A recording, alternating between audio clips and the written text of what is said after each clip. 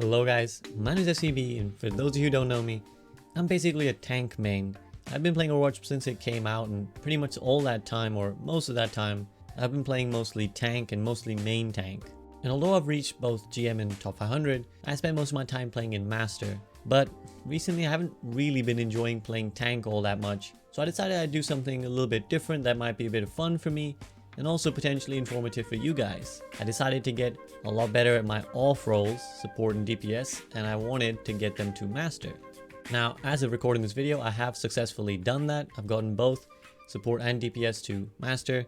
But again, those of you familiar with my content know that I'm not the most mechanically talented player, or at least I haven't been, main tank, aim and all that. So part of this journey has really been me grinding all the elements of these two roles, really improving my mechanics and my aim, and also understanding the nuances of each of these roles and the characters that I wanted to play and how they would be most effective solo climbing my way to master.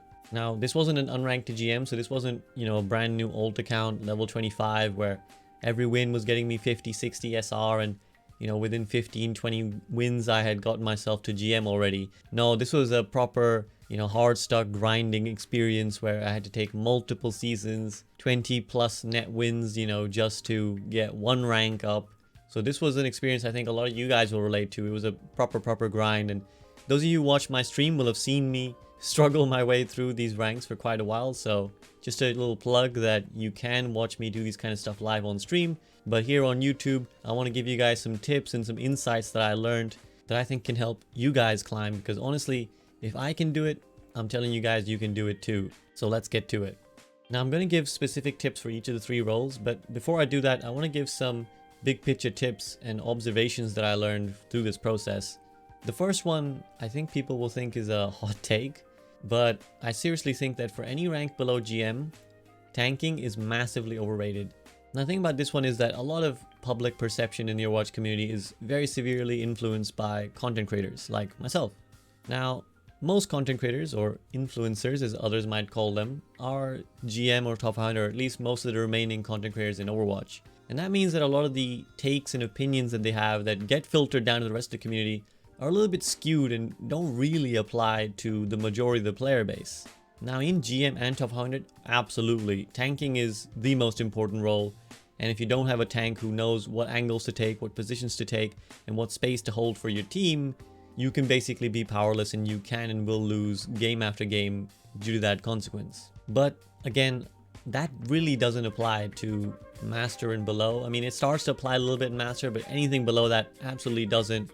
And definitely in the metal ranks, I would say tanking really is no more impactful than the other two roles. And in fact, I'd say probably the least impactful of the three roles, especially if we're talking main tank. I still think off tanks, and particularly something like a Roadhog, has a lot of potential to carry. But let me elaborate on why I'm saying this. Again, the thing is, at the highest elo and at pro play, when everybody knows what they're doing, when everyone knows what angles they'd like to hold, when everyone knows what positions they'd want to take, having a tank who's enabling that is incredibly important. And I think High Ground is a really good example of this.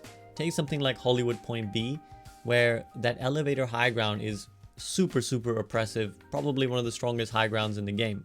Now if a full team of really good players go up on that high ground and they set up, and they're just spamming crap down on you from above, and you're on the payload trying to AFK push it, you will die over and over and over, and you will lose. And if your team doesn't go up there as a collective, and this is the important part, your team really has to go up there as a 6, and it's very important for your tanks to do it, because if you try and do it as a DPS or a support, and particularly if you're on your own, you're just going to get absolutely mauled, and you're basically going to feed, and everyone's going to be mad at each other, because you're mad at your team for not pushing up there, and they're mad at you for dying. So all that makes sense when everyone knows what they're doing. But I think any of you who've played in the metal ranks and diamond and stuff like that, you know that nobody knows what they're doing in these ranks. And so that creates an interesting dynamic. Because you see, when nobody really knows the angles they're supposed to hold, or what angles are favorable and advantageous to hold, then holding certain space for your team actually becomes kind of meaningless. And I think some of you who are watching this video are probably the type of people to watch a lot of guides, and you'll probably hear a lot of importance of high ground and take high ground for your team, and you probably do it, and then nobody follows you, or people come to the high ground and they immediately drop, or they come to the high ground and they don't really know what to do, they're not shooting the right things, they just go to the high ground and then shoot shields anyways, then the payload pushes all the way past them, and then they'll complain that you weren't pushing the payload or protecting the payload and you just took high ground for no reason. And that's the other element of the whole shield shooting thing that I think a lot of people don't understand is that if you're shooting shields all the time, you're basically doing what the enemy team wants you to do. Because the tanks and the shield tanks, like Reinhardt, who's, you know, a near constant pick in the metal ranks, he wants you to shoot his shield. That's the entire purpose of the shield, to protect his teammates. Whereas really, the whole point of that is to circumvent the shields. The whole point is to get around the shields and do damage to the squishy characters who will die a lot quickly. And that's where something like high ground is really powerful. You get to the high ground, you can see over the shields, you can shoot behind, and the people who are trying to cross, you can pick them off really easily.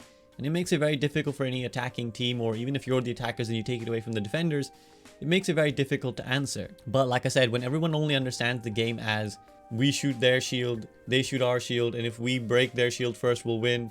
And if we didn't do it, then we don't have enough damage, and somebody needs to pick Junkrat, or somebody needs to pick Reaper, or somebody needs to pick Hanzo. So when that is the understanding of the game, then this concept of tanking basically goes completely out the window. And for that reason, again, I think tanking is overrated. I think if I had to rate the 3 roles, I'd say DPS is the most impactful. When I was playing DPS, the game felt very straightforward. You know, it was a case of if I got kills, then we'd win. If I didn't get kills, then we didn't win, and I couldn't really complain because I didn't really do anything. So I'd say DPS is the most impactful. I'd say support is the second most impactful, and tank is least impactful, but that's, maybe you can say I'm biased because I'm a tank main at heart. So you could also, I think, fairly argue that maybe tank and support are equally as impactful, and DPS definitely the most impactful. So the second big picture observation, before we get into the specific tips on how you can climb on each of the 3 roles, I say that calming is another one that's vastly overrated. As a tank player and someone who calms a lot of times people come to my stream and they say, oh, you know, SCB, you know, you're winning this game because you're calming really well for your team. You're really pulling them together, and I can't do that. That's not a skill I have. And, you know, how am I supposed to win if I can't call out? So for this little challenge or experiment, whatever you want to call it, when I played DPS and support, I did not calm. I did not calm with my team. And I can tell you guys that it really didn't hurt much. And in fact, I think it might have helped. And I want to go into 2 reasons why. Firstly, it can be a bit of a distraction for your own mind to be focusing on calming. I think particularly when you're grinding and you're improving and you're trying to learn for yourself, having the mental energy diverted towards calming can actually take it away from all the things you should be thinking about. Am I positioned properly? Am I focusing the right target? Am I using my abilities correctly? Am I timing things properly? Again, when you're learning the game, you really want to be analyzing all your mistakes. You really want to be thinking constantly about what you could be doing better. And one of the aspects of calming is that you have to be sure when you're calming, right? You're giving instructions to your team that you think will lead to a victory. So that's a little bit at odds at each other. When you're in doubt of what you're doing, but at the same time you're telling others very confidently, do this, do that, it can again kind of distract you and it can cause a bit of confusion. And on top of that, I know what the metal ranks are like. You know, half the time people aren't even in the voice chat. And on top of that, when they are in the voice chat, how often are they really listening? And not only can that lead to a lot of frustration, because, you know, you're spending all this energy, both emotional and physical energy, to calm to your team, and they're just ignoring it. You just get more and more annoyed. You know, these guys aren't listening to me. These guys are stupid. They're doing the wrong things. So again, it kind of changes the emphasis. And I'd really say that if you want to improve consistently, the emphasis has to be entirely on you. You have to be thinking about me. What am I doing wrong? What can I improve? And again, when you're calming to your team and then they don't listen in the metal ranks, you're going to find yourself frustrated with the rest of your team and not yourself. So again, it can kind of change your emphasis and be a distraction. On top of that, think of it this way as well. If you're playing in the metal ranks, how many of your fellow teammates and your opponents, how many of them just struggle with basic control of their character, right? And I think the answer is most of them. So imagine on top of all those things that you're already struggling with, pathing and aiming and controlling your cooldowns properly, now you have to listen to calls and respond to them accurately. So you gotta give people the benefit of the doubt here. I don't think the majority of the players in, I would say, certainly gold and below, maybe even platinum below, have really the free mental space to be listening and responding to your comms, and then responding correctly as well to do the thing that you ask them to do. So for all those reasons, I think calming can be helpful, but I would advise that you spend your energy not really worrying too much about comms. Worry about your gameplay, worry about what you're doing wrong, and eventually once you get more comfortable, once you get higher up, then you can start thinking about mixing in comms. Those are the big picture observations. Now I want to get to the individual role observations and some tips that I found that I think will help you guys climb, because they help me climb. Let's start with support, because support is the role I've been playing the most right now.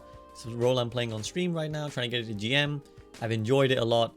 And I also think it's quite misunderstood for the majority of the player base. The biggest singular thing that I noticed about support players is that they don't think that supports can carry fights. And that is emphatically wrong. Most support players, I'd say all the way from bronze to diamond, basically just heal bot. They basically just pump heals into the behinds of their tanks, and then they get mad when the rest of their team doesn't win the game for them. So again, I want to say it very clearly and unequivocally because I really want to help maybe change the perception on this one. If you're a support player and all you do is heal your teammates, you will struggle to climb consistently. The reason for this is pretty straightforward. If all you're doing is healing your teammates, you're relying on them to win the game for you. Yes, it's important to keep them up, but basically what you're saying is, I'm just going to sit here, keep you guys alive, you guys make all the plays. But again, the real key to climbing, especially in solo queue, is to be the impactful player in the lobby. That is the definition of how you climb. You have to be more impactful at least than your opposite number, that being the support on the enemy team. You have to be more impactful than them, and preferably you're the most impactful player in the lobby. And if all you're doing is just healing your Reinhardt and occasionally nano boosting him or coalescing on his behind, again, you're asking the Reinhardt to be the impactful player while you just keep him up. So to put it a more cynical way, do you really trust your teammates to carry your games for you in the medal ranks? I wouldn't. So what that means is you really have to look for playmaking opportunities. What does that mean? Well, it does mean sometimes just straight up DPSing as a support. Now, I want to caveat this a little bit because some people will run wild and think, well, does that mean lock Moira and perma-flank in the backline? No, because that's also not necessarily a healthy playstyle. It might work, but it's not necessarily a healthy playstyle and one that your teammates will particularly appreciate. But yes, occasionally it does mean getting into the backline as Moira and assassinating somebody who's low HP, or dropping an orb and coalescing on the enemy supports and trying to take them out for yourself. It means looking for nades all the time as Ana, because if all you're doing is using your positive nade on your teammates, you're basically wasting the best part of the ability, which is the fact that it denies the enemy team healing and is basically guaranteed kills if you do it right. Popping the amp matrix as Batiste and looking to just left click and shoot people down. Looking for flanks as Zen. Looking for duels as Lucio. And yeah, just shutting down flankers and again, doing damage on characters like Brigitte, right? So my advice to you guys is, as a support player, always be thinking, is there an opportunity here for me to do some damage? Is there an opportunity here for me to make a play? Is my team relatively healthy? Are my team topped up? Like, okay, it looks like my Reinhardt is mostly full. Flankers are fine. They've got the other healer healing them. Okay, there's an opportunity here. I can go around the back here a little bit. I can go up this high ground and I can do something here. And again, even as a character like Mercy, you have to find the courage sometimes to blue beam the person you're enabling, even if they're taking damage, in the hopes that the blue beam will help them confirm a kill rather than just keeping them up endlessly. And then both of them are just trading damage over and over. And yes, sometimes pull the Glock out and assassinate that Widowmaker who no one else will deal with. Don't do it too much. But again, think about, is there an opportunity here? If I go for DPSing now, will one of my teammates die? If yes, then maybe don't do it. But maybe my team is already dead, or maybe multiple members of my team is already dead, and the only way we win this fight is if I go and get 2 kills back.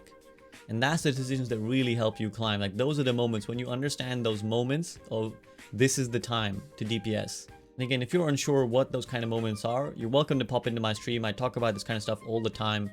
You know, okay, this is what I saw, this is why I went for a flank, this is why I decided to start DPSing. So I can try and give you guys more details on stream, but for this video I don't want it to go for too long. I just wanted to give some more general tips. So yes, look for those opportunities as a support player. Now let's move on to tank, my home role. And again, for tank, the advice is sort of similar because you'll see a sort of pattern emerging in the advice I'm giving you guys. Stop obsessing with your team all the time. I think one of the biggest, most misunderstood concepts of tanking in the medal ranks is people, again, think that if I hold my shield up, then I've done my job and it's my team's fault if we don't win the fight. Again, like the support example, if all you're doing is holding your shield up, or let's say you're Risa and you're just pumping out shield after shield, or you're just playing a very passive Diva or Winston or Zarya or whatever it is. If that's all you're doing, then again, you're expecting your teammates to carry the fights for you, right? You're expecting your teammates to be the difference maker, to be the playmaker.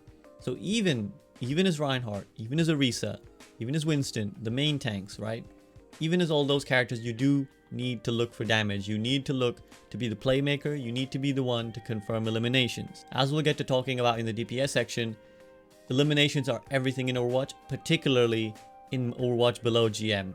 Because once you get to GM again, When people understand space, when people understand what cooldowns have been forced out and what cooldowns are left and how you can make power plays and what ultimates are in your hand, at that stage, yeah, you could probably win fights one player down, as the best Overwatch League teams always do this consistently, right? Because they recognize these opportunities. But in the medal ranks, kills win the game. Simple. Like, you get a kill, you get 2 kills, 9 out of 10 times. Yeah, sometimes you'll still lose the fight because your team is Papega.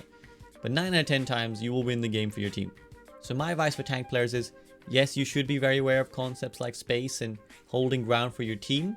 You gotta learn to hold corners. You gotta fight the favorable areas where your team wants to hold. And then beyond that, you've done your job. Once you found a good spot, just hold it, fight for it, and look for frags. And if your team isn't there with you, if your team isn't fighting with you, don't be too fussed. Don't be too obsessed about all 6 of us have to go on this little pathing. All 6 of us have to be behind the shield. All of us have to be working together.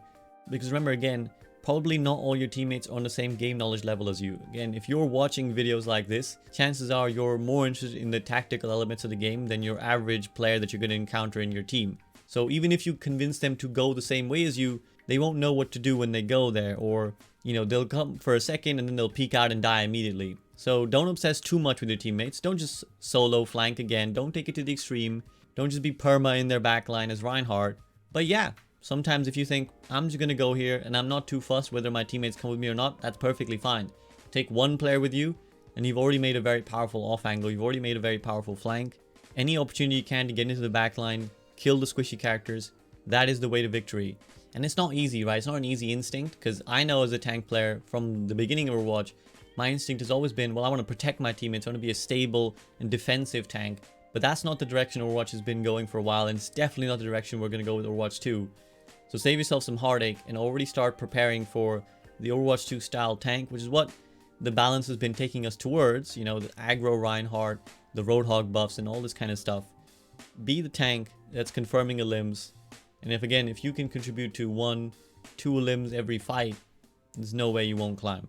Now, finally moving on to DPS. I think the good thing about DPS is that's the most straightforward role and the most unchanging role as you climb in Overwatch. So what I mean by that is, as I alluded to, particularly with something like tanking, for example, right? Tanking through the medal ranks means, again, playing a sort of fraggy, solo-y kind of style. And then you get to maybe master GM and you start thinking more about, okay, well, what am I doing for the team as well? Because again, when you can rely on your teammates to do stuff with space, you can be a bit more reliable yourself. And it's the same kind of principle for support, where in the medal ranks, your teammates will just take damage all day long, and there's a real temptation to just constantly keep healing them, because they're constantly going to be critical. You heal them, they take a bit more damage. You heal them some more, they take some more damage. And if you get caught in that cycle, you'll never break it. And so the job of support is to resist that temptation in the medal ranks, go for some DPSing, and then later, and when you get higher up, you'll notice that your teammates are a lot more disciplined. They're a lot better at knowing that they don't have healing right now, and they'll play a bit more careful, and then you can heal them up and trust them. That being said, I want to add quickly before we move on to DPS, there is no promised land of rank, by the way, guys. There is no particular rank where you get to and suddenly everyone knows everything and they're good. Maybe top 500, but I can promise you that even master, even low GM, people will do Papega stupid shit all the time. So I'm not saying that there's a promised land in ranked, but again, people will start to understand a little bit better what can be done with their characters. Now with DPS, basically your job remains mostly the same. Go and confirm eliminations. Go take out their backline. And again, depending on which character you're playing, the playstyle is not radically different, or it doesn't have to be.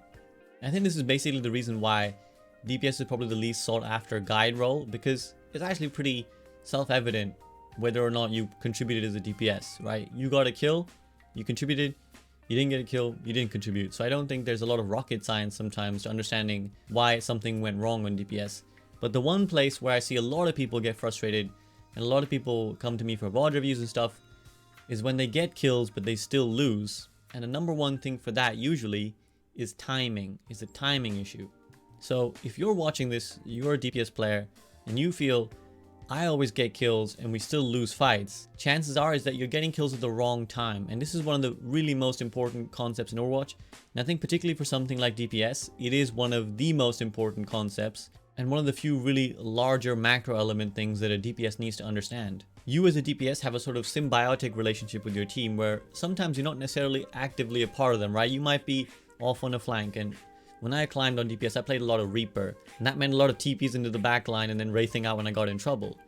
But if I do that too early, I've now basically wasted my own opportunity. Let's say you TP really early in the fight and no one's really begun skirmishing yet, right? Nobody's reached each other yet, nobody started swinging and trading blows. You TP too early, all the enemy team gets to look at you, they shoot you down, and if they don't kill you, they certainly force you out, and now you have to wait for another set of cooldowns. And I'll tell you what'll happen in the metal ranks. While you're waiting for your cooldowns to come back up, your team will run in, fight and die, and then by the time you get your cooldowns, so whether that's the Reaper's Wraith form, or let's say a Tracer recall, which you have to wait for before you can go back in, your team will be dead. So something as simple as, I gotta wait for my team to be poking at the choke, to be fighting the enemy team, and then I'll TP, because either I'll make space for them, or they'll make space for me, right? So something as simple as that, I think can have a huge impact as a DPS player. Where it's like, if I wait till my Reinhardt is swinging on their Reinhardt, and their supports are distracted, then I TP, I might get in, get the kill on the support, and now rather than just running in the front line and shooting their Reinhardt's shield while their Ana continues to heal him, I kill the Ana, which means now the enemy Reinhardt has no healing, and you know, it's basically like I've been doing 100 DPS to him per second because that Ana potential with the nade is all gone. So I think understanding timing is really, really important. And the other thing I want to mention is understanding angles and off angles. Because this is one thing where, again, you know, I've even said right here that DPS can be a very solo-oriented role. It's a very clear-cut role. But one of the areas people really neglect their jobs in the metal ranks as DPS is not stopping the enemy DPS or the enemy tanks from taking off angles on your team, or maybe even the enemy supports are doing. What that means is basically, if there's a Roadhog in your backline all the time, maybe you as the DPS need to go deal with them. If there's a Tracer constantly harassing your support, yeah, you can complain that why can't they look after themselves, but I promise you that as a DPS, if you're able to shut down those guys consistently, that's another huge way to have impact, because it's really straightforward. Think of it this way. If there is a Tracer or a Roadhog flanking, and you just stop for a second, pay attention to your backline, and then kill them every single fight, you've gotten a pick every single fight. And now it's a 6v5 in favor of your team because of your actions. And the opposite happens if you don't. If you don't, well, that Tracer and Roadhog will get 1 kill, maybe 2 kills every fight. And then even if you go into their backline and trade kills, now you're making it a sort of 50-50. Now you have to get more kills than their flanker just to maybe win the fight. So sometimes it's about just going in the backline and dealing with the person who's always flanking and harassing. And sometimes it's just about denying the angle, right? So just by being at an off angle, you can stop the enemy team from pushing into it just by checking it for your team. And that's one of the intangible ways you can really have an impact as DPS, you know, beyond just getting kills and getting frags. But again, that is the most important thing in Overwatch, I'd say, at least in the metal ranks. Get the frags, get the elims, and to do it, make sure you do it at the right time, before your team is dead, when they're engaging, and go for the targets that have the most impact. So the supports, the DPS. You can shoot tanks if it's a concerted strategy, but don't just shoot tanks all day long. Remember that you're there to get around the tanks. You want to get past them and kill the people who are quicker to kill and arguably more impactful to kill. So those are my big picture observations and some general tips. Again, I would like to get more specific, but I wanted to keep this video relatively general. So if you have any questions, feel free to come on down to my stream. I will be streaming every day the month of August, so there's a good chance you'll find me on and you can ask me questions about any details that you're unsure about, or specifics on how to do these things that I've spoken about, and I might well be playing one of those characters and might be able to show you in game as well. As always, I want to give a big shout out to my patrons who do the awesome job of supporting me, and honestly, I cannot be thankful enough to these guys, because Patreon is really the best way to support me, and it is the reason I'm able to make content and have any sort of financial security. So thanks to those guys, and if you'd like to support me, obviously do the whole liking, subscribing, dropping some algorithm inducing comment in the section below, but of course do consider supporting me directly too. And yeah, I hope this helps you guys. Again, I'm here to offer VOD reviews and stuff as well on my channel. You can get them for free via channel points, and sometimes I do quick VOD reviews for people in chat as well. So hopefully I can help you guys climb the way I did. Like I said, focus on yourself, focus on improving, and if I can climb, then definitely you guys can too. It just takes a little bit of dedication, a little bit of practice, and yeah, constantly assessing what you could be doing better. And I think you guys will see, if you hopefully apply these tips, you'll see your impact go up, and I hope you guys will climb very, very fast, and I hope to see you in my games. See you guys soon.